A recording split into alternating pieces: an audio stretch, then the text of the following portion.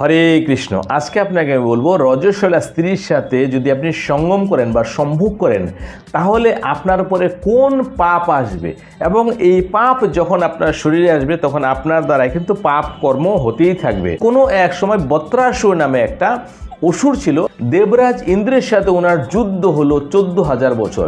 এইভাবে 14,000 বছর যুদ্ধ করার পরেও কেউ কাউকে পরাস্ত করতে পারলো না। সেজন্য দেবরাজ ইন্দ্র মহাদেবজির ধ্যান করতে লাগলেন। মহাদেবজি প্রসন্ন হয়ে সেই বত্রাসুরকে বধ করার জন্য বজ্র অস্ত্র প্রদান করলেন।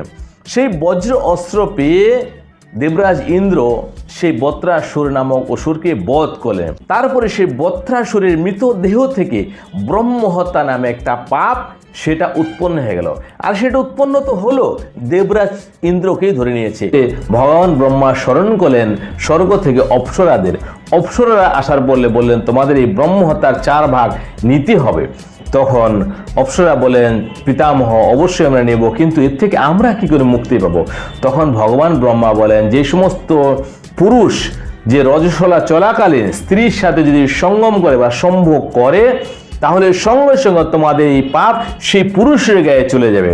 সেই জন্য বলছিলাম যে এই রজস্বলা স্ত্রীর সাথে সঙ্গম করলে কেন আপনার ব্রহ্মহত্যা পাপ লাগে, এবং এই পাপ যদি একবার লেগে যায় আপনার কিন্তু ছুটানো মুশকিল।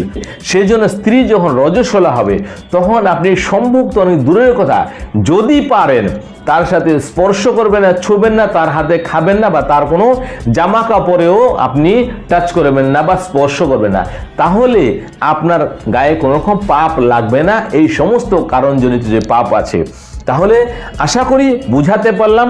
এই সনাতনী চ্যানেলে যদি প্রথমবার অবশ্যই সাবস্ক্রাইব করবেন। কথাগুলো যদি ভালো লেগে থাকে এবং যুক্তিসঙ্গত মনে হয় তাহলে অবশ্যই লাইক করবেন, কমেন্ট করতে ভুলবেন না, আর সনাতনী ভাই বন্ধুদের অবশ্যই শেয়ার করবেন। এখানেই আজকে বিশ্রাম নিচ্ছি। হরে কৃষ্ণ, হরে কৃষ্ণ, ভালো থাকবেন।